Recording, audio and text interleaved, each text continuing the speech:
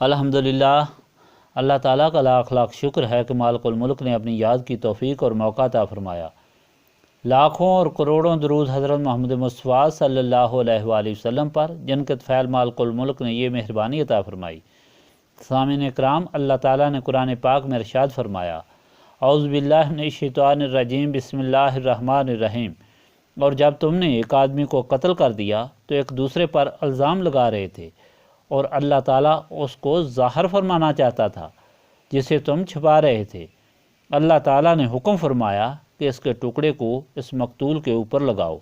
اللہ تعالیٰ اسی طرح مردوں کو زندہ کرے گا اور تمہیں اپنی نشانیاں دکھاتا ہے تاکہ تم عقل سے کام لو۔ حضرت موسیٰ کے زمانے میں ایک آدمی کے قتل کے بارے میں ایک قصہ بیان فرمایا گیا ہے کہ ایک آدمی نے لالچ میں آ کر اپنے چچا زاد بھائی کو، جو بے اولاد تھا، قتل کر دیا اور اس کی لاش کو اٹھا کر دوسروں کے دروازے پر رات کے اندھیرے میں رکھ دیا۔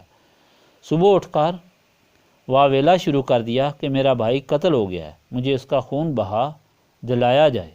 اس کا خیال تھا کہ وہ اس کی ساری جائیداد بھی لے گا، اس کا خون بہا بھی لے گا اور بہت امیر بن جائے گا۔ وہ آدمی حضرت موسیٰ علیہ السلام کے سامنے حاضر ہوا اور حضرت موسیٰ علیہ السلام نے اللہ تعالیٰ کے سامنے عرض کی۔ اللہ تعالیٰ نے حکم فرمایا کہ ان کو کہیں کہ گائے ذبح کریں اور اس کے گوشت کا ٹکڑا مردے کو لگائیں، تو وہ خود بتائے گا کہ مجھے کس نے قتل کیا ہے۔ بنی اسرائیل نے پھر پوچھنا شروع کر دیا کہ وہ گائے کیسی ہو۔ ان کو جوابات ملتے رہے۔ ان کے خیال میں یہ بات آئی کہ کوئی خاص قسم کی گائے ہوگی جس کا گوشت مردے کو لگانے سے وہ زندہ ہو جائے گا۔ وہ یہ نہ سمجھ سکے کہ اللہ تعالیٰ کے حکم میں کمال ہے، گائے کے گوشت میں کیا کمال ہو سکتا ہے۔ اگر وہ اس بات کو سمجھ لیتے تو اتنی تکلیف نہ ہوتی کہ 3 دینار کی گائے لاکھوں اشرفیوں میں خریدتے۔ پہلے سارا قصہ بیان ہو چکا ہے کہ آخر وہ اسرائیلی مجبور ہو کر اس گائے کو لائے جو ایک یتیم بچے کی تھی اور اس کو ذبح کیا، پھر اس کا چمڑا اشرفیوں سے بھر کر اس لڑکے کے حوالے کیا۔ یہاں اللہ تعالیٰ پھر اس سارے قصے کو مختصر طور پر بیان فرما رہا ہے کہ تم نے شور مچایا، تم قتل کو چھپا رہے تھے جبکہ اللہ تعالیٰ اسے ظاہر کرنا چاہتا تھا۔ اللہ تعالیٰ تمہیں یہ بتانا چاہتا ہے کہ وہ مردوں کو کس طرح زندہ کر سکتا ہے۔ تمہارا خیال ہے کہ جو مر گئے ہیں اور خاک میں مل گئے ہیں وہ کس طرح قیامت کے دن زندہ ہوں گے۔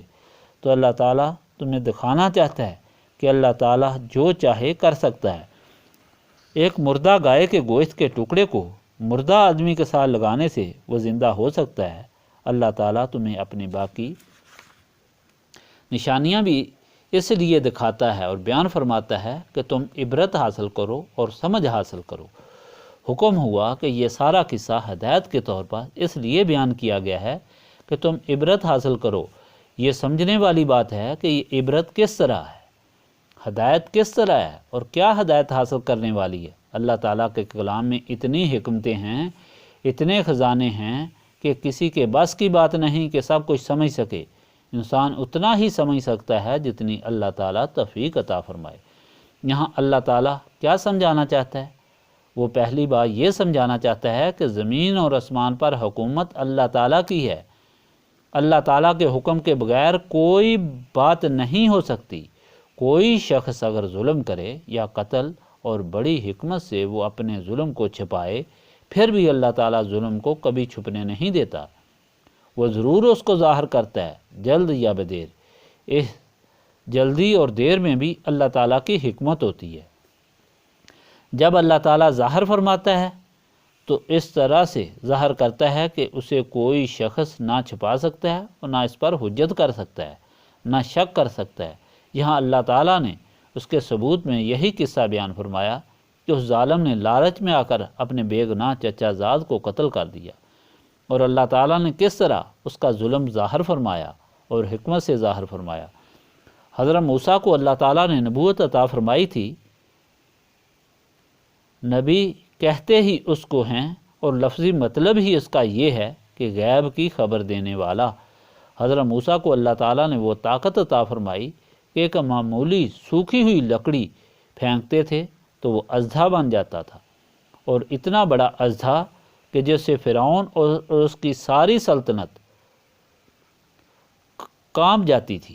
اس اژدھے کو، جو فرعون اور اس کی سلطنت کے سب اعیان کو ڈرانے کے لیے کافی تھا، جب حضرت موسیٰ پکڑتے تھے تو پھر وہ عصا بن جاتا تھا۔ حضرت موسیٰ نے بحر کلزم پر اسے مارا تو دریا فوراً پھٹ گیا اور پانی جدا ہوا اور زمین سامنے آ گئی، اور صدیوں سے گیلی زمین آنن فانن خشک ہو گئی۔ حضرت موسیٰ کے لیے کوئی بڑی بات نہیں تھی کہ وہ ان کو بتا دیتے کہ اس کو کس نے قتل کیا ہے۔ اتنی تکلیف اور مشکل نہ ہوتی کہ بار بار سوالات ہوتے اور بار بار جوابات ہوتے، لیکن اللہ تعالیٰ کی یہ حکمت تھی کہ حضرت موسیٰ اس طریقے سے بتائیں کہ پھر کسی کو حجت کرنے کی جرت نہ رہے اور کوئی اس پر شک بھی نہ کرے۔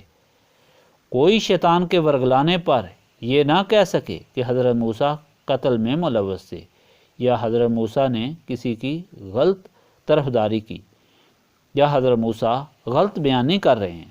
اللہ تعالیٰ نے اس حکمت اور اس طریقے سے ظاہر فرمایا کہ سب کے سامنے مردہ خود ہی بولا، اور اس طرح بولا کہ اس گائے کے گوشت کا ایک ٹکڑا اس کے ساتھ لگانے سے وہ بول اٹھا کہ مجھے فلاں آدمی نے قتل کیا ہے۔ یعنی اللہ تعالیٰ ظالم کا ظلم ضرور ظاہر فرماتا ہے، پھر جو کچھ بھی وہ چھپانا چاہتا ہے اس کو زمین پر نہیں چھپا سکتا۔ وہ دیکھ رہا ہے، سب اس کے اختیار میں ہے۔ اس کی حکومت اور اس کی حکمت بے انصافی والی نہیں، وہ انصاف کرتا ہے۔ ہر انسان کو اس پر توکل کرنا چاہیے، اس کے انصاف کی امید اور یقین رکھنا چاہیے اور انتظار میں رہنا چاہیے۔ دوسری بات یہ ہے کہ اللہ تعالیٰ اپنے بندوں کی ضرور مدد فرماتا ہے، خواہ کسی طریقے سے بھی فرمائے۔ جب وہ اپنے بندوں کی مدد فرماتا ہے تو اس طریقے سے فرماتا ہے کہ ایسی مدد کوئی دوسرا نہیں کر سکتا، اور اس مدد میں کوئی آدمی خلل نہیں ڈال سکتا۔ آپ دیکھ لیں، قرآن پاک میں ہی یہ ذکر آیا ہے کہ جب حضرت عیسیٰ علیہ السلام کی والدہ حضرت مریم پر الزام لگایا گیا تو کس طرح اللہ تعالیٰ نے اپنی بندی کی مدد فرمائی۔ سب لوگ جانتے تھے کہ وہ اللہ تعالیٰ کی پاکیزہ بندی ہے، عبادت گزار بندی ہے، اس پر کوئی الزام نہیں لگ سکتا، لیکن شیطان کے کہنے پر کچھ اس طرف ہو گئے، کچھ اس طرف ہو گئے۔ اللہ تعالیٰ نے کس طریقے سے ان کی پاکیزگی کی وضاحت فرمائی، کس طریقے سے مدد فرمائی کہ کوئی آدمی اس کے بعد کچھ کہنے کے قابل نہ رہا اور کچھ کرنے کے قابل نہ رہا۔ کہ ایک معصوم بچے کی طرف ماں نے اشارہ کیا جو اس نے کہ اس سے پوچھا جائے۔ حضرت عیسیٰ نوزائیدہ تھے، پنگھوڑے میں تھے، انہوں نے فرما دیا کہ میں اللہ تعالیٰ کا بندہ ہوں۔ اس کے بعد کسی کو شک کی مجال ہی نہ رہی۔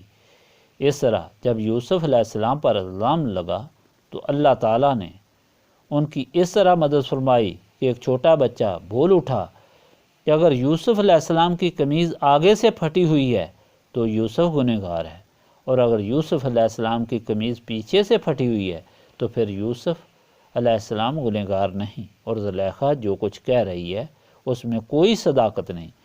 اس چھوٹے بچے کی گواہی اتنی کافی، اتنی صاف اور طاقتور تھی کہ کسی کو ان پر شک کرنے کی مجال نہ رہی۔ یہاں بھی اللہ تعالیٰ نے حضرت موسیٰ علیہ السلام کے ذریعے لوگوں کو بچایا اور ظالم کا ظلم ظاہر فرمایا۔ ایسے طریقے سے فرمایا کہ سب کے سامنے مردہ گوشت جب اس لاش کو لگایا گیا تو خون کے فوارے اس لاش میں سے نکلنے شروع ہو گئے، وہ زندہ ہو گیا اور اس نے بول کر کہا کہ مجھے فلاں آدمی نے قتل کیا ہے۔ تیسری بات یہ کہ جو شخص بھی اللہ تعالیٰ پر بھروسہ کرتا ہے، اللہ تعالیٰ اسے کبھی ذلیل و خوار نہیں فرماتا، ضرور اس کی مدد فرماتا ہے۔ اللہ تعالیٰ کے بھروسے پر جس شخص نے اپنے بچے کو چھوڑا وہ بچہ سعادت مند ہو گیا۔ اللہ تعالیٰ کے بھروسے پر جس گائے کو جنگل میں چھوڑا وہ اس کو مالا مال بنانے کا سبب اور ذریعہ بن گئی۔ چوتھی بات بڑی ضرور سمجھنے والی ہے کہ اللہ تعالیٰ جو چاہتا ہے وہ کرتا ہے۔ کسی کی حکمت، کسی کی چلاکی، کسی کی طاقت کوئی کام نہیں کر سکتی۔ دو آدمی تھے، ایک وہ تھا جس نے قتل کیا، اس نے پوری عقل سے پوری چلاکی سے کام کیا تھا کہ رات کے اندھیرے میں قتل کیا اور کسی کے دروازے پر جا کر لاش کو رکھ دیا، صرف اس لالچ میں کہ میں امیر کبیر بن جاؤں گا، اپنی جائیداد بھی مجھے ملے گی، اس کی جائیداد بھی مجھے ملے گی اور خون بہا بھی ملے گا۔ لیکن اللہ تعالیٰ نے اس کے ظلم کو ظاہر فرما کر اسے اپنی جائیداد سے بھی محروم کر دیا۔ حضرت موسیٰ نے فیصلہ فرمایا اور اسے جائیداد سے بھی محروم کر دیا گیا، اس کو قصاص میں قتل بھی کیا گیا۔ دوسرا آدمی وہ تھا جس نے اللہ تعالیٰ پر بھروسہ کیا، کوئی چلاکی اور کوئی تدبیر نہیں کی، اپنے بچے کو بھی اور اس کی جو جائیداد ایک بچیا کی صورت میں تھی اس کو بھی جنگل میں اللہ تعالیٰ کے سپرد کر کے چھوڑ دیا۔ اللہ تعالیٰ نے اس بچے کو دونوں جہانوں میں کامیاب و سرخرو فرمایا، سعادت مند بنایا، ماں کی آنکھوں کو ٹھنڈا کیا، باپ کی روح کو قبر میں تسکین عطا فرمائی اور دنیا میں بھی اس کو غنی کر دیا۔ اللہ تعالیٰ فرماتا ہے کہ یہ سارا قصہ اس نے اس لیے بیان فرمایا تاکہ تم عبرت حاصل کرو، تم سمجھو کہ وہی مالک، وہی خالق ہے، جو اس پر بھروسہ کرتا ہے وہی کامیاب رہتا ہے، اور جو وہ چاہتا ہے وہی ہوتا ہے، کسی کے کہنے پر کچھ نہیں ہوتا۔ اب ایسے واقعات ہر وقت رونما ہوتے ہیں، ہر جگہ پر ہوتے ہیں، لیکن کوئی عبرت حاصل نہیں کرتا۔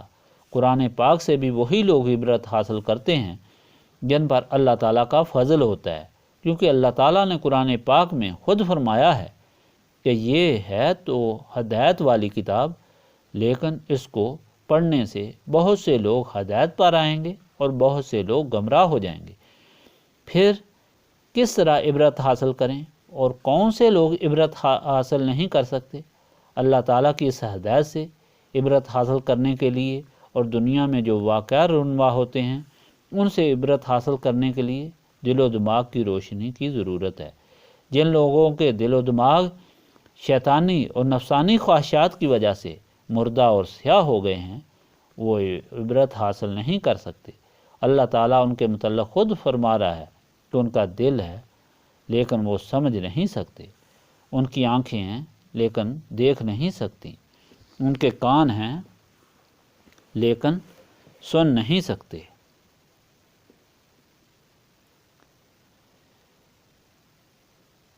بظاہر ساری چیزیں موجود ہوتی ہیں، لیکن جو طاقت سمجھنے والی ہے، سوچنے والی ہے اور دیکھنے والی ہے وہ ان میں ختم ہو جاتی ہے۔ یہ طاقت کیوں ختم ہو جاتی ہے؟ اس لیے کہ وہ مردہ ہیں۔ اور وہ کیوں مردہ ہیں؟ اس لیے کہ وہ زندگی سے محروم ہیں۔ اللہ تعالیٰ نے جو ساری مخلوق کی جان بنائی ہے اور جو زندگی بنائی ہے وہ کیا چیز ہے؟ وہ نبی پاک صلی اللہ علیہ وآلہ وسلم کا نور ہے، جس سے ہر انسان کو زندگی عطا ہوئی ہے۔ نبی پاک صلی اللہ علیہ وآلہ وسلم کا فرمان ہے، سب سے پہلے اللہ تعالیٰ نے میرا نور پیدا فرمایا اور تمام چیزیں میرے نور سے پیدا فرمائیں۔ وہ زندگی کس طرح حاصل ہو سکتی ہے؟ وہ نسبت رسولی صلی اللہ علیہ وآلہ وسلم سے حاصل ہو سکتی ہے، یعنی اللہ تعالیٰ کے کلام سے ہدایت بھی نسبت رسولی صلی اللہ علیہ وآلہ وسلم ہی سے حاصل ہوتی ہے، اور دنیا کے واقعات سے عبرت بھی انسان کو نسبت رسولی صلی اللہ علیہ وآلہ وسلم سے ہی حاصل ہو سکتی ہے۔ اس طرح انسان اللہ تعالیٰ کا بندہ بن کر دونوں جہانوں میں سرخرو اور سرفراز ہوتا ہے، دونوں جہانوں کے غموں سے وہ نجات حاصل کرتا ہے۔ جو نسبت رسولی صلی اللہ علیہ وآلہ وسلم سے محروم ہوتا ہے اس کے سامنے سب کچھ ہوتا ہے لیکن ان کی آنکھوں پر پردہ پڑا ہوتا ہے، نہ وہ دیکھ سکتا ہے، نہ وہ سمجھ سکتا ہے، نہ وہ سن سکتا ہے، وہ اللہ تعالیٰ کی مہربانیوں سے محروم ہو جاتا ہے۔ سامعین کرام، دنیا میں سرخرو اور سرفراز رہنے کے لیے، اللہ تعالیٰ کا بندہ بننے کے لیے، صراط مستقیم پر چلنے کے لیے نسبت رسولی صلی اللہ علیہ وآلہ وسلم حاصل کرنا از حد ضروری ہے۔ نسبت رسولی صلی اللہ علیہ وآلہ وسلم حاصل کرنے کے لیے سینوں کی صفائی کی ضرورت ہے، اور سینے صاف اللہ تعالیٰ کی یاد سے ہوتے ہیں، کیونکہ اللہ تعالیٰ نے فرمایا، اور اللہ تعالیٰ کی یاد اس کثرت سے کرو کہ تم نجات حاصل کرو۔ نجات کس چیز سے حاصل کرو؟ اسی بغض، فکر، سیاہی اور آلودگی سے جو شیطان اور نفس کی وجہ سے انسان کے اندر آ جاتے ہیں، یعنی اس کا علاج یاد الہی ہے، جو اس محفل کی غرض و غایت ہے۔ یہ پیسا فرمایا جس کے لیے آپ کو یہاں بلایا جاتا ہے اور یہاں عمل کیا جاتا ہے، اس لیے اس مقصد کو سامنے رکھ کر اللہ تعالیٰ کی یاد کرنی چاہیے۔ استغفر اللہ العظیم الذی لا الہ الا هو الحی القیوم واتوب الیہ۔ استغفر اللہ العظیم الذی لا الہ الا هو الحی القیوم واتوب الیہ۔ استغفر اللہ العظیم الذی لا الہ الا هو الحی القیوم واتوب الیہ۔